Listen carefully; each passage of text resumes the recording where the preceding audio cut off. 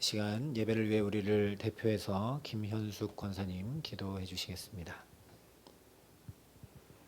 거룩하신 하나님 아버지, 새해 둘째 날, 둘째 달 첫날을 새롭게 열어주시어 하나님 앞에 나와 예배드리게 하시니 감사와 영광과 찬송을 올려드립니다. 말할 수 없는 탄식으로 저희를 위해 간구하시는 성령 하나님, 믿음 없이는 하나님을 기쁘시게 하지 못한다 하셨사오니 허탄한 세상 속에서 말씀보다 기도보다 앞서 내가 주인된 소란스러운 삶을 살고 있는 연약한 믿음을 불쌍히 여겨주시고 예수 그리스도의 보혈로 덮어주소서. 아멘.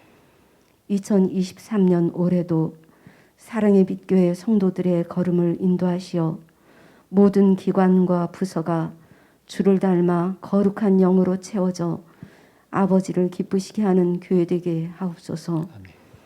다음 주일 재직 헌신 예배를 위해 기도합니다. 성령님 역사하심으로 하나님께 대한 헌신의 결단이 각자에게 이루어지는 시간 되게 하시옵고 능히 감당할 수 있는 힘과 지혜를 주시어 하나님께 영광이 되게 하옵소서. 성실하심으로 변함없이 저희들을 주목하고 계신 하나님 아버지, 작은 신음조차 놓치지 않으시는 하나님을 알아 고요한 심령으로 하나님께 집중하여 말씀에 순종하는 삶, 그 은혜와 사랑에 붙잡혀 사는 평강한 삶으로 이끌어 주시옵소서.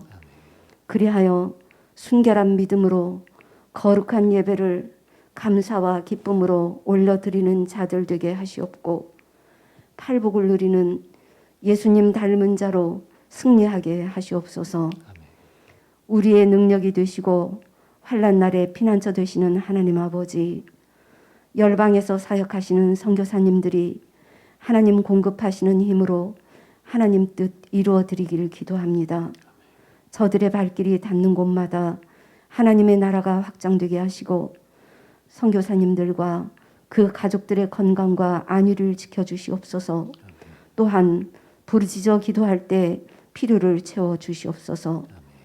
모세의 기도로 이스라엘을 구원하신 하나님 아버지, 여전히 하나님의 높음과 기쁨을 측량할 길 없사오나 전쟁과 자연재해 그리고 여전히 이어지고 있는 팬데믹으로 인한 고통과 위기 앞에서 애통하며 무릎 꿇어 회개할 때 하나님 보시기에 좋은 세상으로 회복시켜 주시옵소서. 질병으로 또 갖가지 삶의 문제로 고난 중에 있는 주의 자녀들이 그리스도 보혈의 능력으로 치유되는 은혜 덧입기를 간절히 기도합니다. 이 시간 사랑의 빛교회 성도들이 어느 곳에 있든지 예배 자리를 기억하게 하시옵고 단위에 세우신 목사님 성령의 기름 부으시어 주의 시간으로 이끌어 주시옵소서. 예수 그리스도의 이름으로 기도드립니다. 아멘.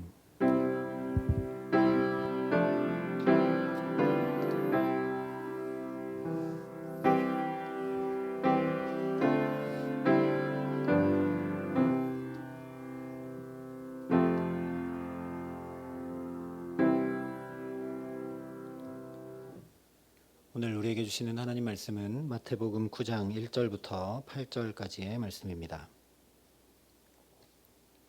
마태복음 9장 1절부터 8절까지 말씀, 신약성경 13면에 있는 말씀입니다.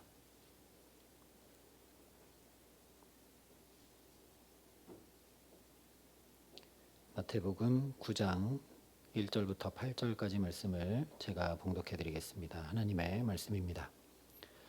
예수께서 배에 오르사 건너가 본 동네에 이르시니 침상에 누운 중풍병자를 사람들이 데리고 오거늘 예수께서 그들의 믿음을 보시고 중풍병자에게 이르시되 작은 자야 안심하라 내 죄사함을 받았느니라. 어떤 서기관들이 속으로 이르되 이 사람이 신성을 모독하도다. 예수께서 그 생각을 아시고 이르시되 너희가 어찌하여 마음에 악한 생각을 하느냐. 내 죄사함을 받았느니라 하는 말과 일어나 걸어가라 하는 말 중에 어느 것이 쉽겠느냐. 그러나 인자가 세상에서 죄를 사하는 권능이 있는 줄을 너희로 알게 하려 하노라 하시고 중풍병자에게 말씀하시되 일어나 내 침상을 가지고 집으로 가라 하시니 그가 일어나 집으로 돌아가거늘 무리가 보고 두려워하며 이런 권능을 사람에게 주신 하나님께 영광을 돌리니라. 아멘.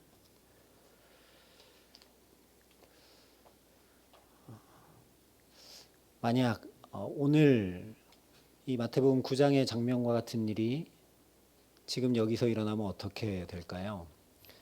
우리가 이렇게 예배드리고 말씀을 듣고 있는데 우리 본당 천장이 뜯겨지고 먼지가 툭툭 떨어지면서 거기로 침상이 하나 딱 내려온다 생각을 하시면 여러분은 어떤 반응을 보이시겠습니까? 저 같으면 지금 이 거룩한 예배 시간에 뭐 하는 거냐 하는 소리가 나갈 것 같습니다. 오늘 본문에 나오는 이야기가 바로 이런 장면이죠. 물론 오늘 마태복음 말씀에는 지붕을 뜯었다는 이야기가 기록되어 있지 않지만 동일한 이야기를 기록한 마가복음에 보면 이것을 자세히 기록해 전해주고 있습니다. 예수님께서 문 앞까지 꽉 찬 사람들 사이에 온통 둘러싸여서 말씀을 전하고 계셨는데 갑자기 지붕이 뜯기는 거죠. 물론 중동 지방 이스라엘의 가옥 구조상 지붕은 쉽게 뜯을 수 있는 구조로 되어 있지만 말씀을 전하는데 그것도 사람들이 빼곡히 모여 있는데 거기서 지붕을 뜯는다는 건 정말 무모하고 비상식적인 일입니다. 그것도 지붕을 뜯는 이유가 중풍병자를 침상째 달아내려서 예수님 앞에다가 데려놓고 낫게 하려고 기적을 바라는 그런 행동인 것처럼 우리가 생각할 수밖에 없는 그런 상황입니다. 그래서 우리가 오늘 말씀을 대할 때 그런 어떻게 보면 막무가내 또는 무모한 행동, 소위 말하는 대로 믿습니다 하면서 무대포 같은 그런 정신을 내세우는 것이 믿음인 것처럼 생각하기 너무 쉬워진다는 것이죠. 그러나 우리가 알고 있는 대로 믿음은 그런 것이 전혀 아닙니다. 믿음은 절대로 하나님의 이름을 빌어서 안 될 일을 되게 만드는 게 아니죠. 믿음은 하나님의 능력을 빌어서 내가 하고 싶은 것들을 이루어내는 것이 전혀 아닙니다. 믿음은 하나님의 이름을 빙자에 요술방망이처럼 짠 하고 나타나는 기적을 보이는 것이 결코 아니죠. 오늘 2절에 분명하게 이렇게 말씀합니다. 침상에 누운 중풍병자를 사람들이 데리고 오거늘 예수께서 그들의 믿음을 보시고 중풍병자에게 이르시되 작은 자야 안심하라 내 죄사함을 받았느니라. 이상하지 않으십니까? 지붕을 뜯었다거나 침상째 이 사람을 데리고 왔다던가 그런 것들을 보셨다고 하지 않습니다. 예수님이 이들의 믿음을 보셨다 이야기합니다. 만약에 이 중풍병자를 데리고 온 사람들의 그 막무가내 또는 무모한 행동, 그 믿습니다 하면서 기적만을 바라고 지붕을 뜯어 침상을 내린 것이라면 예수님께서 이들을 향해 믿음을 보셨다고 하지 않으셨을 겁니다. 너희의 수고가 참 대단하다. 너희의 용기가 참 갸륵하구나. 너희의 땀이 참 정성스럽구나. 너희가 참으로 갸륵하다. 이렇게 하시면서 그들의 어떤 노력, 행동, 정성 이런 것들을 보셨다라고 기록했을 겁니다. 그러나 성경은 분명하게 그들의 믿음을 보셨다 말씀합니다. 그렇다면 이 중풍병자를 데리고 온 사람들이 지붕을 뜯고 침상째로 이 사람을 달아내린 이 행동이 믿습니다 하면서 기적을 바라거나 또는 내가 원하는 것을 예수님을 통해 이루려고 하거나 하는 데서 나온 행동이 아니라는 걸 우리가 확인할 수 있죠. 아직은 좀 잘 이해가 안 되지만 이들이 지붕을 뜯고 침상째에 내린 것은 어쨌거나 믿음에서 나온 행동임을 분명히 알 수 있습니다. 왜냐? 예수님께서 믿음을 보셨다고 하셨기 때문에. 그런데 예수님은 중심을 보시는 분이기 때문입니다. 3절과 4절에 어떤 서기관들이 속으로 이르되 이 사람이 신성을 모독하도다.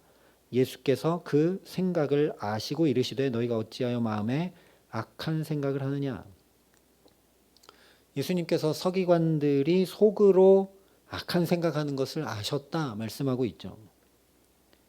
같은 이야기를 전하는 마가복음을 보면 예수님께서 중심에 아셨다 이렇게 말씀을 합니다. 예수님은 중심을 보시는 분입니다. 겉으로 드러난 어떤 행동이 아니라 마음 중심을 꿰뚫어 보시는 분이십니다. 그 예수님께서 믿음을 보셨다 했기 때문에 이 사람들의 행동이 좀 무모해 보이고 잘 이해가 되지 않고 비상식적인 것 같은데 어쨌거나 이 행동은 분명 믿음에서 나온 것이 확실합니다. 그런데 한 가지 의문이 생기죠. 그들의 믿음을 보신 다음에 예수님이 뭐라고 하시느냐? 작은 자여 안심하라. 내 죄사함을 받았느니라 말씀을 합니다. 이 사람들의 믿음을 보셨다면 작은 자야 내 중풍병이 나았느니라 이렇게 하시는 게 맞지 않을까요? 그런데 왜 예수님은 죄사함을 받았다 말씀을 하실까? 여기서 다시 한번 우리가 이 중풍병자를 데리고 온 사람들이 어떤 기적을 바라거나 이 친구의 중풍병이 낫기를 바라서 예수님 앞에 데려온 것이 아니라는 것을 명확하게 확인할 수 있습니다. 말씀을 찬찬히 보면 이 사람들이 그런 기적이나 병 낫기를 바라서 데려온 게 아닌데 우리가 그냥 쓱 본문을 보다 보면 병이 낫기 위해서 이 사람들이 이렇게 데려온 것처럼 생각하기 쉽다라는 거죠. 이 사람들이 지금 왜 침상째로 중풍병자를 데리고 왔는가? 바로 예수님께서 구약에 예언된 메시아, 바로 우리를 죄에서부터 구원하실 구세주이심을 믿었기 때문이라는 겁니다. 이것이 마태복음 전체의 주제죠. 이 구원자 예수를 믿음으로 죄사함 받고 구원받는다라는 것이 마태복음이 계속 말씀하는 것입니다. 다시 말하면 하나님 앞을 떠나서 죄인일 수밖에 없는 우리 인간이 죄된 존재로 죄인으로 살 수밖에 없는 우리에게 펼쳐지는 건 온통 죄된 세계일 수밖에 없는데 그 예수를 믿고 의지하면 이 죄의 세계가 다 허물어지고 예수님이 환히 열어주시는 세계, 하나님의 나라가 내 삶에 열려간다는 것이 마태복음이 끊임없이 외치는 것입니다. 오늘 중풍병자를 데리고 온 이 사람들도 마찬가지라는 거죠. 사지를 움직일 수 없는 이 사람이 너무 안타까웠기 때문에 이 사람도 구세주 메시아를 만나서 죄사함의 은총 입기를 간절히 원했기 때문에 이렇게 침상째 메고 예수님 앞에 달아 내렸다라는 겁니다. 이 친구도 예수님 말씀 좀 듣고 구원받으면 참 좋을 텐데 친구들이니까 이 사람의 살아온 삶을 잘 알 것 아니겠습니까? 성경이 기록하진 않지만 그러니 이 친구들이 우리도 그 말씀을 듣고 죄사함 받고 은혜를 받아 이렇게 좋은데 이 친구도 우리와 같으면 얼마나 좋을까? 이렇게 침상에 꼼짝 못하고 누워있으니 우리가 예수님께 데려가자. 예수님께서 다시 오셨다니까 빨리 가자 하고 데려온 겁니다. 이 친구들이 왜 이렇게 급히 데려오고 급히 지붕을 뜯었는가는 1절 말씀을 봐야 이해할 수 있습니다. 예수께서 배에 오르사 건너가 본 동네에 이르시니 라고 되어 있죠. 마태복음 8장 9장은 예수님의 기적과 치유들을 묶어서 전하고 있습니다. 그 바로 앞까지는 산상수훈이 전해지죠.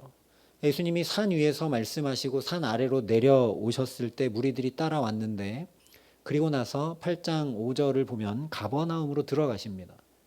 들어가셔서 백부장의 하인 하나를 고쳐주시고, 그 다음에 베드로의 장모의 열병을 고쳐주시죠.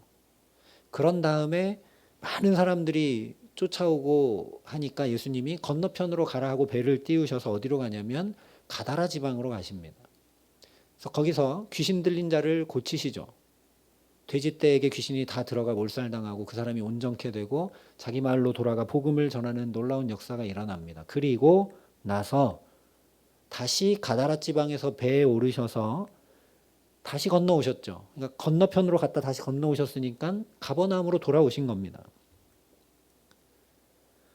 그러니까 이 중풍병자의 친구들은 이 친구가 너무 안타까워서 예수님을 좀 만나게 하고 싶은데 예수님이 건너편으로 가버리시지 않으셨습니까? 그래서 안타까워하고 있는데 마침 예수님이 돌아오셨다는 소식이 들린 겁니다. 그러니까 마음이 더 급한 겁니다. 예수님 또 언제 어디로 떠나실지 모르니까 지금 할 수 있을 때 당장 예수님 계신 곳 지붕이라도 뜯어서 달아내리고 있는 거죠. 이 사람들의 마음이 얼마나 애탔는지, 이 사람들이 얼마나 발을 동동 구르다가 이렇게 했는지 우리가 알 수 있다라는 겁니다. 그런 마음으로 예수님 앞에 이렇게 침상째로 데리고 왔는데 집에 들어갈 수조차 없을 정도로 사람들이 구름대처럼 꽉 차서 예수님을 볼래야 볼 수도 없는 상황이었기 때문에 그야말로 발을 동동 구르다가 지붕 위로 올라가 지붕을 뜯고 이 중풍병자를 침상째 예수님 앞에 내린 거죠. 그래서 예수님이 이들의 그 중심을 보시고 믿음을 보시고 뭐라 하시느냐? 중풍병자에게 이르시되 작은 자야 안심하라, 내 죄사함을 받았느니라. 믿음은 기적이나 무모함이나 믿습니다 라고 하는 어떤 것과 관련 있는 것이 전혀 아닙니다. 믿음은 무엇과 관련이 있느냐? 죄사함과 관련이 있습니다. 그래서 믿음이 너무너무나 중요한 것이죠. 바른 믿음이 죄사함을 얻게 합니다. 백날 믿어도 하나님을 도구 삼아 내 욕망과 바램을 채우고 하나님의 능력을 빌어다가 내 문제를 해결하고 환경을 뜯어 고치려고 하는 그런 믿음은 죄사함하고 거의 연관이 없습니다. 반대로 아무리 이 세상에서 착하게 살고 바르게 살고 선하게 살아도 믿지 않으면, 예수께서 십자가에 달려 돌아가시면서 우리 죄를 다 사해 주신 것을 믿지 않으면 그 사람은 아무리 착하고 아무리 윤리 도덕적인 죄를 하나도 짓지 않아도 여전히 죄인입니다. 바른 믿음만이 죄사함을 얻게 합니다. 그래서 로마서 5장 1절 말씀을 보면 그러므로 우리가 믿음으로 의롭다 하심을 얻었다 말씀합니다. 죄인된 우리가 의롭게 될 수 있는 것, 죄사함을 받아 의인이 될 수 있는 것은 오직 믿음 때문이라는 것이죠. 베드로전서 1장 9절도 믿음의 결국 곧 영혼의 구원을 받음이라 이렇게 말씀합니다. 뿐만 아니라 로마서 6장 22절은 그러나 이제는 너희가 죄에게서 해방되고 하나님께 종이 되어 거룩함에 이르는 열매를 얻었으니 이 마지막은 영생이라 말씀합니다. 이 말씀들을 쭉 연결해 보면 믿음은 죄사함과 연관이 있고 이 죄사함은 결국 구원에 이르게 하고 그 구원은 마지막 영생에 이르게 합니다. 개념을 조금 더 설명을 드리면 우리가 아담 때부터 범죄함으로 하나님 곁을 떠나버렸으니, 그래서 죄된 인간이 되어버렸으니 다시 그런 에덴 동산의 온전한 삶, 복된 삶을 회복하려면 죄사함 없이는 결코 불가능한 겁니다. 그러니 얼마나 우리의 믿음이 중요한가 하는 것이죠. 예수님께서 이 땅에 오신 이유가 무엇인가? 우리로 하여금 믿게 하시기 위해서입니다.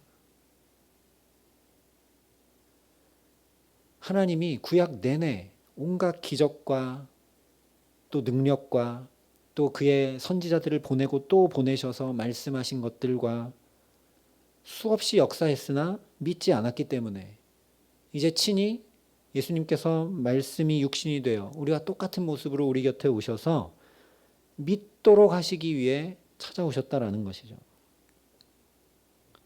그래서 그 믿음 가지고 죄사함을 얻어서 구원받고 영생에 이르게 하시기 위해서.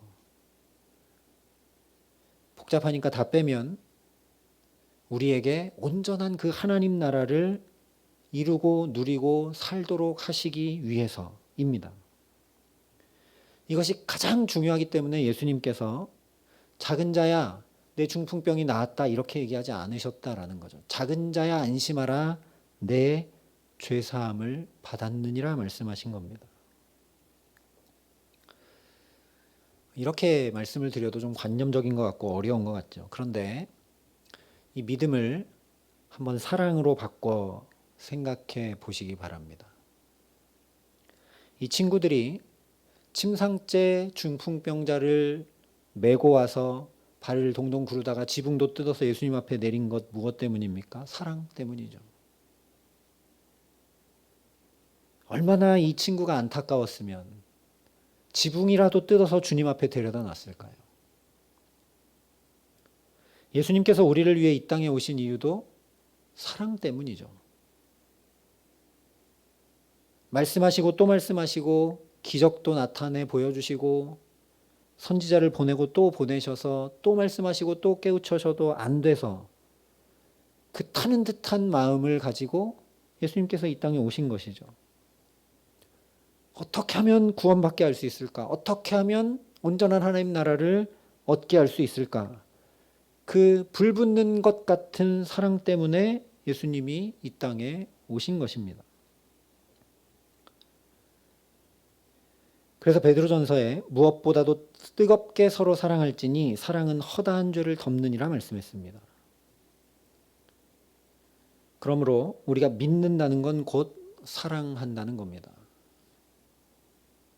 거꾸로 얘기하면 우리가 믿는다고 하면서도 사랑하지 않고 있다면 그건 믿는 것이 아니라는 이야기입니다. 믿음은 죄사함을 얻게 하는 것인데 나는 입술로 믿는다고 하면서 허다한 죄를 덮는 사랑을 전혀 하고 있지 않다면 나는 믿고 있는 사람이 아니라는 거죠. 그래서 요한일서 4장 8절에 사랑하지 아니하는 자는 하나님을 알지 못한다 말씀했습니다. 그런데 사랑하지 않아서 하나님을 알 길이 없고 알지 못하는데 그 알지 못하는 하나님을 나는 믿습니다 이러고 있는 건 말도 안 되는 일이죠. 알지도 못하는 걸 어떻게 믿습니까? 그러니 믿는다고 하는 것이 어려운 것이 아니라 사랑하는 것입니다. 실제 예수님도 구약의 그 많은 율법들을 딱 두 가지로 요약해 주셨지 않습니까? 하나님 사랑, 이웃 사랑. 그리고 새 계명을 주시며 말씀하실 때 서로 사랑하라 하고 그냥 끝내셨습니다. 믿음은 곧 사랑이라는 이야기죠. 오늘 우리가 좀 주목해야 될 것은 예수님께서 이 친구들의 믿음을 보셨다라는 겁니다. 이 친구들의 행동을 봤다거나 또는 이 중풍병자의 중한 상태를 보셨다거나 그런 것이 아니라 다른 많은 것 볼 수 있지 않습니까? 그런데 예수님이 오늘 이 친구들의 믿음을 보셨습니다. 무슨 얘기냐? 예수님께서 오늘 우리의 믿음도 보신다는 얘기입니다. 즉, 우리가 얼마나 어떻게 사랑하며 살아가고 있는지 주님이 보신다라는 거죠. 그러니 사랑으로 말하고 사랑으로 대하고 사랑으로 행하는 저와 여러분 될 수 있기를 간절히 기도합니다.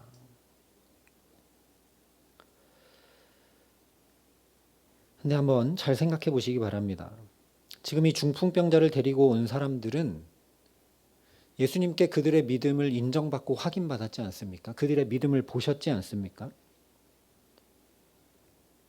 이 중풍병자가 구원받기를, 죄사함 받기를 간절히 원하고 바래서 한 걸음에 달려와 지붕도 뜯고 예수님 앞에 내렸습니다. 그래서 결국 이 중풍병자가 죄사함을 얻었습니다. 구원받았습니다. 그러면 얘기가 여기서 끝나면 되지 않습니까? 병 낫는 게 중요한 게 아니고 어떤 기적이 일어나는 게 중요한 게 아니고 죄 사함을 얻어서 하나님의 자녀 되고 하나님 나라 백성 되는 것이 가장 중요하니까 얘기가 여기서 끝나야 될 것 같습니다. 끝나는 게 맞는 것 같아요. 뒤에 침상을 들고 일어나 걸어가니까 우리의 시선이 거기에 꽂혀서 중요한 걸 자꾸 놓치게 되잖아요. 예수님도 지금 이 현장에서 그냥 죄사함을 받았다 하고 끝내시면 사람들이 저게 뭐지? 이렇게 하고 생각하면서 더 마음에 여운이 남고 바른 믿음으로 더 나아갈 수 있었을 것 같습니다.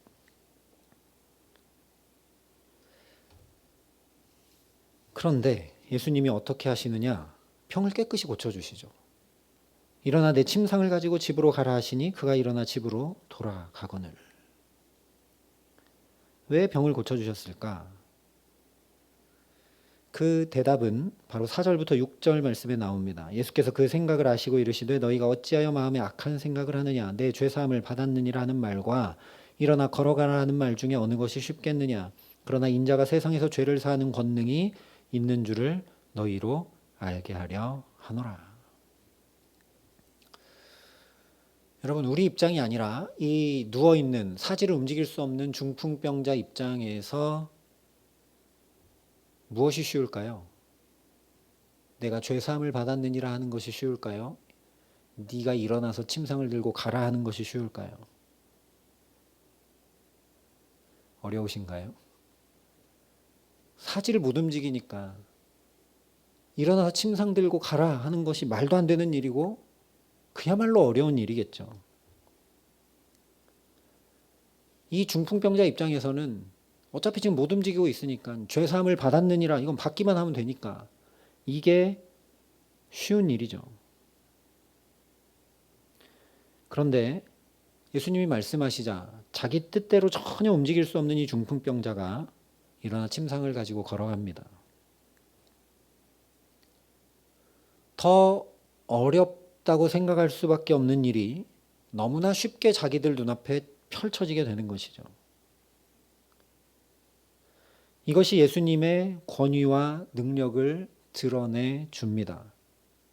그런데 착각하게 되는 건 뭐냐면 신적 능력, 병도 낫게 하고 이 세상에서 있을 수 없는 기적의 능력이 있다고 생각하는 게 문제죠. 다시 생각해 보시기 바랍니다. 죄사함을 받게 하는 게 쉬울까요? 일어나 침상을 들고 걸어가게 하는 게 쉬울까요? 일어나 침상을 가지고 걸어가게 하는 게 훨씬 쉽죠. 죄사함을 어떻게 얻게 합니까? 여러분, 누군가의 죄를 사해 주실 수 있으십니까? 내가 내 죄를 회개하고서도 죄책감에 시달리는 것이 우리 인간입니다. 죄를 누가 어떻게 사한단 말입니까? 그래서 진짜 권위와 능력을 주님이 알려주시는 거죠.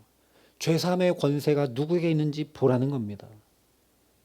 죄사함 받게 하는 권세가 하나님 한 분에게만 있다 의논하던 그 서기관들에게 그 권세가 지금 이 땅에서 예수님을 통해 나타나는 걸 보라 하는 것이죠. 그래서 6절에 인자가 세상에서 죄를 사하는 권능이 있는 줄을 너희로 알게 하려 하노라. 죄 사하는 권능이 예수께 있음을 알고 믿도록 하시기 위해서 굳이 이 중풍병자의 병을 낫게 하고 계신 것이죠. 간단히 정리해서 얘기하면 지금 이 비난하고 판단하고 악한 생각을 하고 있는 서기관들도 죄사함 받고 구원받기를 너무나 안타까이 원하고 계셔서 이 중풍병자의 병을 고쳐주고 계신 것입니다. 말씀드린 대로 이 중풍병자 병 안 나아도 됩니다. 구원 받았으니까요. 병만 아무리 나으면 뭐합니까? 구원 못 받으면. 구원 받았으니까 아무 상관없는데 지금 여기에 악한 생각을 품고 구원과 완전히 동떨어진 이 서기관들이 주님 너무나 안타까우셔서 그들도 죄사함 받는 권능을 믿고 죄사함 받아 구원 얻을 수 있게 하시기 위해서 서기관들에게도 그 믿음을 더해 주시기 위해서 이 중풍병자를 낫게 하신 것입니다. 중요한 것은 이 믿음이죠. 죄사함을 받고 구원받게 하는 이 믿음이 중요합니다. 그런데 이 죄사함의 놀라운 역사가 일어나는 현장 한가운데 있으면서도 서기관들은 믿지 않는다는 거죠. 죄의 싹은 사망입니다. 그러니까 이 땅에 있는 모든 수고와 슬픔과 눈물과 고통은 다 죄의 값들이죠. 물론 우리에게 문제가 생기고 안 좋은 일이 생기고 그런 것들이 내가 죄를 저질렀기 때문에 일어난 결과물들이라고 얘기하면 틀린 이야기가 됩니다. 처음 에덴 동산에서부터 인간이 범죄하고 나타난 결과가 수고하고 땀 흘려야만 먹을 수 있는 인생이 된 것이죠. 그래서 그냥 우리에게는 늘 고생과 수고와 아픔과 눈물이 계속 있는 겁니다. 그러니까 죄사함을 받아야 병도 없고 눈물도 없고 수고도 없고 아픔도 없게 되죠. 그것을 요한계시록에서 쭉 말씀하는 겁니다. 그것이 중요한데 서기관들은 그것을 믿지 않는 겁니다. 그들 중심에 믿음이 없는 거죠. 왜 그런가? 사랑하지 않으니까요. 이 서기관들은 자기들이 하나님을 잘 믿고 아니 죄사함을 주는 권능은 하나님에게밖에 없다 라고 얘기하면서 우리가 가장 잘 알고 있고 가장 제대로 믿고 있다. 그러니까 예수가 저렇게 얘기하는 것은 신성모독이다. 이렇게 속으로 생각하고 있는 거죠. 내가 믿는다고 하는 걸 가지고 사랑하는 것이 아니라 내가 믿는다는 걸 가지고 정죄하고 비난하고 판단함으로 나는 이들과 달리 너무너무나 의롭다라는 걸 증명하고 나타내 보이려고 한다라는 겁니다. 오늘 말씀을 보면서 우리의 믿음이 어떤 믿음인지 점검해 보아야 합니다. 나는 사랑하는 믿음인가? 아니면 나는 믿는다고 하면서 판단하고 정죄하고 그것을 통해 내 의를 더 세워나가려고 하는 믿음인가? 한 가지 경우가 더 나옵니다. 손 하나 까딱 못하던 중풍병자가 벌떡 일어나서 자기 침상을 들고 걸어가니까 여기 있던 많은 사람들이 어떻게 반응하느냐? 8절에 이렇게 말씀하죠. 무리가 보고 두려워하여 이런 권능을 사람에게 주신 하나님께 영광을 돌리니라. 별 문제 없어 보입니다. 하나님께 영광을 돌렸죠. 그런데 그 입술의 고백을 잘 보시기 바랍니다. 이런 권능을 사람에게 주신 이 말에 틀린 것은 하나도 없습니다. 예수님이 온전한 인간으로 오셨으니까 사람 맞죠. 그런데 정말 하나님께 영광을 돌린 것이라면 이 땅에서 죄사함의 권능이 있는 걸 알게 하시는 그 예수 앞에 바짝 엎드려서 주님, 저도 죄인입니다. 겉은 멀쩡하지만 저는 저 중풍병자처럼 사지백체 움직이지 못하고 있는 것 아니지만 제가 죄인입니다. 겉만 번지르르 합니다. 저도 죄 용서함을 받아야 되고 저도 은혜와 긍휼을 입고 저도 구원받아야 되는 그런 죄인입니다. 저의 믿음 없음을 탓하지 마시고 제 죄를 용서하시고 저를 구원해 주시옵소서라고 주님 앞에 엎드려야 하는 것이 당연한 반응이죠. 그런데 지금 예수님께서 그렇게 말씀해 주시고 중풍병자가 일어나 침상을 들고 걸어가는 것까지 연약한 믿음을 더해 주시기 위해 보여주셨는데도 죄사함이나 구원에 전혀 관심을 보이지 않습니다. 죄사함이나 구원에는 좀 관심 덜 가질 수 있습니다. 눈앞에 보이는 최소한 예수님께라도 관심을 보여야 될 텐데 예수님을 구원자, 구세주, 메시아라는 고백조차 하지 못하고 사람이라고 끝까지 얘기하고 만다라는 겁니다. 이 역시 사랑하지 않아서입니다. 사랑하지 않으니까 관심이 없는 겁니다.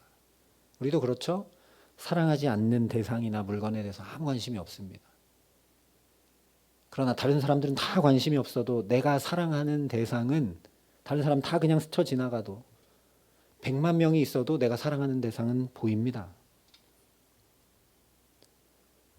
그러니 오늘 말씀 앞에 저와 여러분이 우리의 믿음을 한번 비춰볼 수 있으면 좋겠습니다. 나는 믿는다고 하는데, 교회에서 신앙생활 하고 있는데, 이 죄사함을 얻고 구원받게 하는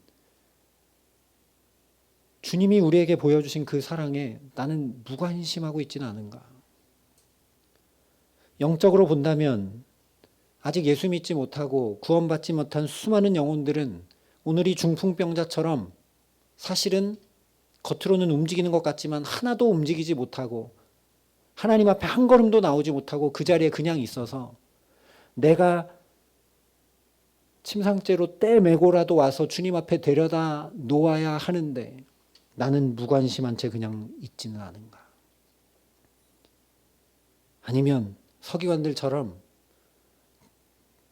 왜 저렇게 하나 판단하고 정죄하고 오히려 배척해내고 있지는 않은가? 나는 바른 믿음을 가지고 주님 앞에 서 있는 사람인가? 나는 바른 믿음이 있어서 나부터 주님 앞에 안타까운 마음으로 은혜와 긍휼을 구하고 우리 가족을 위해, 내가 만나는 이웃을 위해, 아직 복음을 듣지 못한 많은 사람들을 위해, 복음과 예수를 알지 못해 돈은 많이 벌고 겉은 번지르르하게 사는지 몰라도 그 속은 이 중풍병자처럼 아무것도 하지 못하고 영생에 대해서는 하나도 알지 못하는 그런 영혼들을 향한 안타까운 마음을 나는 가지고 있는가? 마태복음은 하나님 나라에 대한 복음을 선포합니다. 어린아이들의 찬양처럼 하나님 나라는 믿음으로 가는 나라입니다. 무엇을 믿음으로 가느냐? 죄 사함을 믿음으로 갑니다. 즉 십자가의 구원을 믿음으로 갑니다. 말도 안 되는 저 십자가의 사랑을 믿음으로 가는 나라가 하나님 나라입니다. 한 달이 지났습니다. 새해가 시작되고. 나는 이 한 달 지나는 동안 얼마나 사랑에 더 관심이 있었는가. 올 한 해 내가 더 품고 더 사랑하고 더 안타까워하고 더 애절하게 생명이라도 다 쏟아버릴 정도가 되더라도 제발 구원받았으면 좋겠는 그 주님의 마음이 눈꽃만큼이라도 내게 더 자라가고 있는가? 믿음은 곧 사랑과 같은 말입니다. 주님이 우리의 믿음을 보고 계십니다. 그래서 요한 1서에 하나님의 사랑이 우리에게 나타난 바 되었으니 하나님이 자기의 독생자를 세상에 보내심은 그로 말미암아 우리를 살리려 하심이라. 사랑은 여기 있으니 우리가 하나님을 사랑한 것이 아니요 하나님이 우리를 사랑하사 우리 죄를 속하기 위하여 화목제물로 그 아들을 보내셨음이라. 사랑하는 자들아 하나님이 이같이 우리를 사랑하셨은즉 우리도 서로 사랑하는 것이 마땅하도다. 어느 때나 하나님을 본 사람이 없으되 만일 우리가 서로 사랑하면 하나님이 우리 안에 거하시고 그의 사랑이 우리 안에 온전히 이루어지느니라 말씀합니다. 그러니 저와 여러분이 하나님 앞에 또 간구함으로 엎드려 나아갈 수 있기를 소망합니다. 사랑은 여기 있다 말씀하셨으니, 사랑은 우리에게 속한 것이 아니라 하셨으니 하나님 우리를 긍휼히 여기시고 또 주님의 사랑을 더 부어달라고. 나는 사랑할 힘과 지혜와 능력이 없으니 하늘문을 여시고 내게 사랑을 가득 부어주셔서 그 사랑이 차고 넘쳐서 나도 주님 조금이라도 뒤따라 사랑하며 살 수 있게 해달라고 주님 앞에 간구하는 저와 여러분 될 수 있기를 간절히 기도합니다. 사랑하지 않으면 아무 소용이 없습니다. 백날 예배드려도 소용없고 백날 기도해도 소용없습니다. 그러니 사랑의 주님이 내게 역사해 주시지 아니하면 나는 오늘도 죄인으로 살 수밖에 없고 나의 허물과 죄가 가림받고 사함받지 못하고 만천하에 드러날 수밖에 없고, 그래서 내 삶은 핍절하고 공고하고 어찌할 수 없는 삶을 벗어날 수 없게 됩니다. 오늘 주님께서 우리의 믿음을 보십니다. 주님께서 우리의 사랑을 보십니다. 그리고 말씀하십니다. 죄를 사하는 권세가 내게 있는 것을 알지 못하느냐.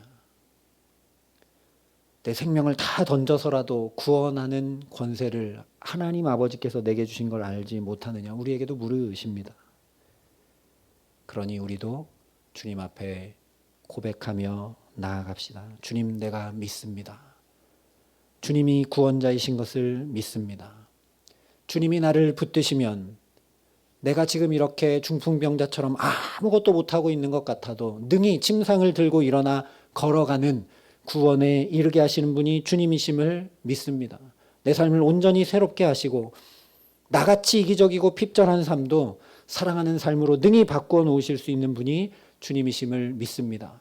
그리고 그 사랑을 통해 허다한 죄가 덮이고 주의 구원이 우리 가정과 자녀들과 일터와 우리 모든 삶에 충만히 역사하게 하시는 분이 나의 주님이심을 믿습니다. 그러니 나도 사랑하며 살아갈 수 있도록 주님 나를 더욱 붙들어 주시옵소서라고 이 2월을 시작하며 주 앞에 결단하고 그 은혜를 구하고 주와 동행하는 복된 삶 살아가게 하시기를 예수님의 이름으로 축원합니다. 우리 함께 이 시간 기도하며 주님 앞에 나아가겠습니다. 우리 권사님 기도해 주신 것처럼 믿음이 없이는 하나님을 기쁘시게 할 수 없다라고 히브리서에 말씀했습니다. 하나님, 내게 믿음 곧 사랑을 더하여 주시기를 간절히 소원합니다. 하나님, 한 달이 벌써 지났습니다. 한 달이 지난 만큼 조금 더 사랑할 수 있도록 하나님 우리에게 역사하여 주시옵소서. 내가 입술로만 믿습니다. 교회에 나와 예배하고 기도하고 말씀 보는 것에 멈춰 있지 말게 하여 주시옵소서. 하나님, 어떻게 하면 더 사랑할 수 있을까? 멈춰 있던 내 걸음을 중풍병자처럼 침상에 그저 누워 있는 것만 같은 내 신앙을 주님 이대로 두지 마시고 침상째로 일어나 걸어가라. 내게도 말씀하여 주시고 믿음을 더하여 주시고 주님의 그 사랑을 나타내 보여주셔서 하나님, 나도 더 사랑함으로 살아갈 수 있도록, 움직이며 사랑함으로 살아갈 수 있도록 하나님 은총을 베푸시고 역사하여 주시옵소서. 내게 사랑을 부어주셔서 그 사랑이 차고 넘쳐 가정과 자녀들과 일터와 삶의 모든 반경에 흘러가게 하시고 하나님, 이 작은 삶이지만 나도 주님의 그 말할 수 없는 사랑이 깊이 경험되어서 이 친구들이 그러했던 것처럼 사지가 움직일 수 없는 중풍병자와 같이 주님 앞에 한 걸음도 나오지 못하고 있는 영혼을 향해 안타까운 마음을 품고, 그런 가족이 있다면 더 안타까운 마음을 품고 내가 주님 앞에 기도하고 간구하고 더욱 사랑의 마음으로 품고 나아갈 수 있도록 하나님 내게도 역사하여 주시고 그렇게 복음을 전하는 하나님의 사랑의 사람 될 수 있도록 하나님 은총을 더하여 주시옵소서라고 이 시간 우리 함께 간절한 마음으로 하나님 앞에 기도하겠습니다. 아버지 하나님, 감사합니다. 하나님, 오늘도 주의 말씀으로 우리를 깨쳐주시고 또 주님을 바라보고 의지하고 믿음으로 나아갈 수 있게 하심을 감사합니다. 하나님, 믿는다고 하면서도 나는 서기관들처럼 하나님 사랑에는 하나도 관심 없고 내 믿음을 어떻게 하면 자랑할 수 있을까? 내가 이 정도나 믿고 있다라고 그렇게 신앙생활하고 있지는 않은지 되돌아봅니다. 하나님, 또 여기 있는 수많은 무리들처럼 사랑에는 전혀 관심 없고 하나님 그저 내가 이렇게 주님 앞에 있는 것으로만 만족하고 또 신비하고 놀라운 어떤 기도 응답이나 내 필요와 내 유익과 내 만족이 채워지는 것들로 하나님 거기에 멈춰서서 다른 것에 전혀 관심 두지 않고 특별히 주님이 너무너무나 관심을 두시고 우리에게 주시고자 했던 그 죄사함의 구원에는 하나도 관심 가지지 않은 채 겉으로만 주님 곁을 따라다니고 주님 말씀 들으려 사모하는 것처럼 이 집에 꽉 찬 무리처럼 그렇게 신앙생활하고 있지 않은지 하나님 주님 앞에 자비와 긍휼을 구하오니 우리에게 역사하여 주시옵소서. 하나님, 우리도 이 중풍병자와 똑같이 사지백체를 하나도 움직이지 못한 채, 움직이지 않은 채 여기만 머물러 있는지 모르겠습니다. 이런 우리에게도 일어나 침상을 들고 걸어가라 말씀하여 주시고 믿음을 더하여 주시고 주님의 그 사랑을 쏟아 부어 주셔서 하나님 우리도 조금이라도 더 사랑하는 사람으로 살아가게 하여 주시옵소서. 하나님을 더욱 사랑하기에 멈춰져 있던 나의 신앙생활에 더 힘을 내게 하여 주시옵시고 하나님 주신 그 사랑 가지고 사람을 더 사랑하기에 하나님 판단하고 정죄하고 하나님 그렇게 행하기보다 어떻게 하면 주님의 그 사랑을 알게 할 수 있을까? 어떻게 하면 내가 더 품을 수 있을까? 어떻게 하면 사랑으로 대하고 행할 수 있을까? 주님 앞에 끊임없이 간구함으로 사랑함으로 행해 나가는, 그래서 우리의 말도 사랑이 나가게 하시고 우리의 태도도 사랑이 나가게 하시고 우리의 행동도 사랑이 되게 하여 주셔서 주님의 그 빛과 영광을 드러냄에 부족함 없게 하여 주시옵소서. 또한 중풍병자와 같이 주님 앞에 한 걸음도 나아올 수 없는 하나님 예수를 알지 못하고 죄사함의 구원을 알지 못하는 우리 가족들과 친지들과 이웃들을 기억하여 주셔서 하나님 우리가 기도함으로 주님 앞에 그들의 영혼을 올려드리오니 주님 불쌍히 여기시고 주의 구원으로 역사하시고 함께하여 주시옵소서. 그래서 우리도 주님의 구원에 동참케 하시고 주님의 사랑에 동참케 하여 주셔서 주님을 더 알아가고 사랑함으로 살아가는 주님의 사람들 될 수 있도록 은혜 위에 은혜를 더하여 주시옵소서. 이 모든 말씀 우리 구주 예수 그리스도의 이름으로 기도합니다. 아멘.